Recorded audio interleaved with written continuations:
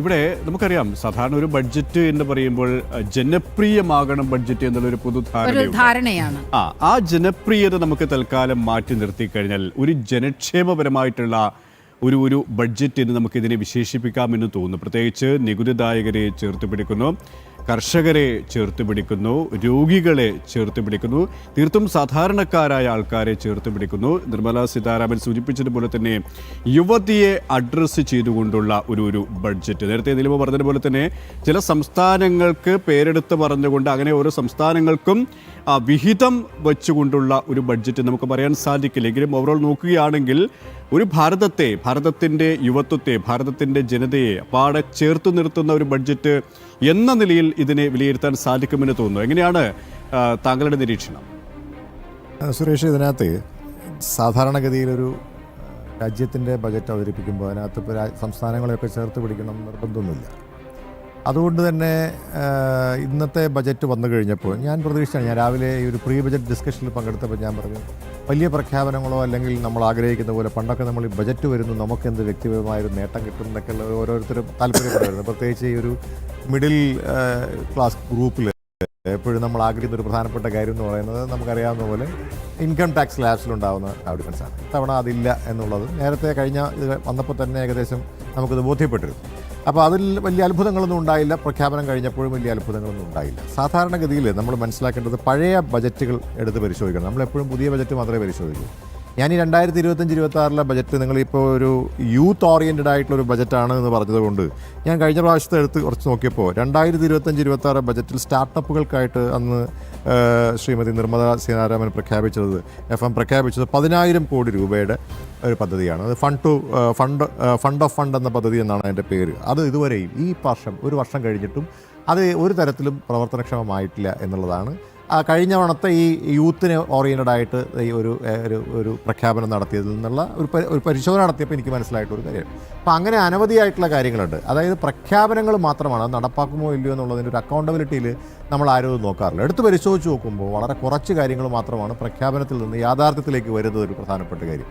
മറ്റൊന്നൊരു പ്രധാനപ്പെട്ട കാര്യം എന്ന് പറയുന്നത്, സാധാരണ നമുക്കറിയാവുന്ന പോലെ നമ്മുടെ രാജ്യത്ത് വലിയ ജനസംഖ്യയാണ്. അപ്പോൾ സ്വാഭാവികമായിട്ടും നമുക്ക് എത്ര തന്നെ നമ്മുടെ ഈ ഒരു സമ്പദ്ഘടന മുന്നോട്ട് പോയി കഴിഞ്ഞാലും ഇത്രയും വലിയ ജനസംഖ്യ ഉള്ളതുകൊണ്ട് നമ്മുടെ ഒരു പെർ ക്യാപിറ്റ ഇൻകം എപ്പോഴും കുറവായിരിക്കും. ഇപ്പോൾ നമ്മളിപ്പം ജപ്പാൻ കഴിഞ്ഞ തൊട്ട് താഴെയാണ്, നമ്മുടെ ഒരു 4 ട്രില്യണിലേക്ക് നമ്മൾ എത്തി നിൽക്കുന്നു എന്ന് പറയുമ്പോഴും നമ്മൾ മനസ്സിലാക്കേണ്ട ഒരു പ്രധാനപ്പെട്ട കാര്യം, 145 കോടി ജനങ്ങളുള്ളത് കൊണ്ട് തന്നെ നമ്മുടെ ഒരു പെർ ക്യാപിറ്റ ഒരു $2,800 അടുപ്പിച്ചേ വരുള്ളൂ. അതേസമയം ഈ ജപ്പാൻ്റെ എടുത്ത് നോക്കുമ്പോൾ അതിനൊക്കെ എത്രയോ 10 മടങ്ങ് മുകളിലോട്ടാണ്. അപ്പോൾ അത് എന്തുകൊണ്ടാണ് സംഭവിക്കുന്നതെന്ന് ചോദിച്ചു കഴിഞ്ഞാൽ, നമ്മൾ ഈ താഴെത്തട്ടിലുള്ള സാധാരണക്കാരായിട്ടുള്ള ഒരു നേരത്തെ ആഹാരം കഴിക്കാൻ നിവൃത്തിയില്ലാത്ത ആളുകളുടെ കാര്യങ്ങളൊന്നും ഇതിനകത്ത് പരിഗണിക്കുന്നില്ല.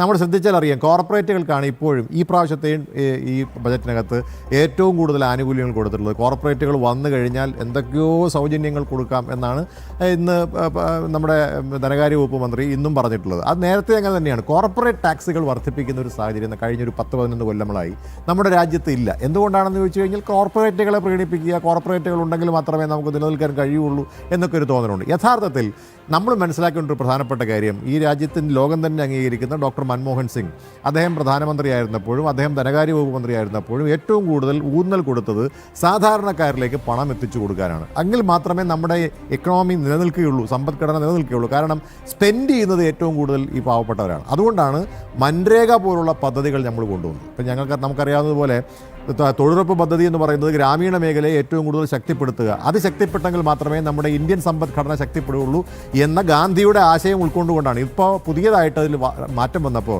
റാംജി ബില്ല് വന്നു കഴിഞ്ഞപ്പോൾ അതിനകത്ത് ഗാന്ധിജിയും ഇല്ല, അതിനകത്ത് ഗ്യാരണ്ടിയും ഇല്ലാത്തൊരു സാഹചര്യം വന്നു. അത് മാത്രമല്ല, ശ്രീ ജി വി ഹരി, അതിനെ അങ്ങനെ പറയാൻ കഴിയുമോ? 100 തൊഴിൽ ദിനങ്ങൾ ഉള്ളത് 120 തൊഴിൽ ദിനങ്ങളായി, അത് 125 തൊഴിൽ ദിനങ്ങളായി മാറുകയാണ്. മാത്രവുമല്ല, ഈ തൊഴിലുറപ്പ് കൂലി കിട്ടുന്നതിൽ വലിയ അനിശ്ചിതത്വം പല സംസ്ഥാനങ്ങളിലും നിലനിന്നിരുന്ന ഒരു വസ്തുതയാണ്, കേരളത്തിൽ പോലും. പക്ഷെ ഇത് നോക്കൂ, ജോലി ചെയ്താൽ ഒരാഴ്ചയ്ക്കുള്ളിൽ, മാക്സിമം പീരീഡ് എന്ന് പറയുന്നത് ഒരാഴ്ചയാണ്, ആ ഒരാഴ്ചയ്ക്കുള്ളിൽ അവരവരുടെ ബാങ്ക് അക്കൗണ്ടുകളിലേക്ക് ഈ പണം എത്തുന്നുണ്ട്. അപ്പോൾ ഈ തൊഴിലുറപ്പ് പദ്ധതി അട്ടിമറിച്ചു എന്നൊക്കെ പറയുന്നതിൽ ഒരു വാസ്തവവുമില്ലല്ലോ.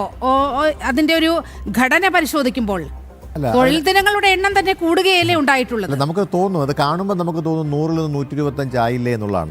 അതിൻ്റെ മുമ്പത്തെ ആ പദ്ധതി ഒന്ന് പരിശോധിക്കുമ്പോൾ നമുക്ക് അതിൻ്റെ ഒരു വ്യത്യാസം മനസ്സിലാവും. ഒന്ന്, നമ്മൾ 90% കേന്ദ്ര ഗവൺമെൻറ് 90% തുകയും കേന്ദ്ര ഗവൺമെൻറ് കൊടുത്തുകൊണ്ടിരുന്ന ഒരു സാധനത്തെ 60-40 എന്ന് പറയുന്ന തലത്തിലേക്ക് മാറ്റി. 60%, അതും എപ്പോഴാണ് 40% തുക നിങ്ങൾ ചിലവഴിച്ചതിന് ശേഷം അതിൻ്റെ മറ്റു കാര്യങ്ങളുമായി ബന്ധപ്പെട്ട് കാര്യങ്ങൾ കൊടുക്കുമ്പോഴാണ് നിങ്ങൾക്ക് 60% തുക ഇങ്ങോട്ട് കിട്ടുന്നത്. ഇത് ഉണ്ടാക്കുന്നൊരു അനിശ്ചിതത്വം എന്ന് പറയുന്നത് കേരളത്തെ പോലെ ഒരു ചെറിയ സംസ്ഥാനത്ത് ഉണ്ടാക്കുന്ന സമ്പദ്ഘടനയിൽ ഉണ്ടാക്കുന്ന പ്രശ്നങ്ങൾ വളരെ വലുതാണ്.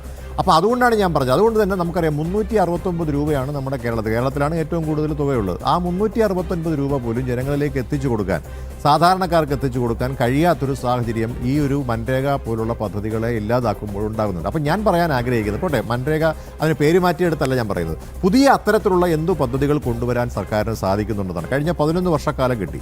അപ്പോൾ സാധാരണക്കാരിലേക്ക് എത്തിച്ചു കൊടുക്കാൻ ഞാൻ പറയല്ലോ, പണം കയ്യിലിരുന്നിട്ട് ഒരു കാര്യമില്ല.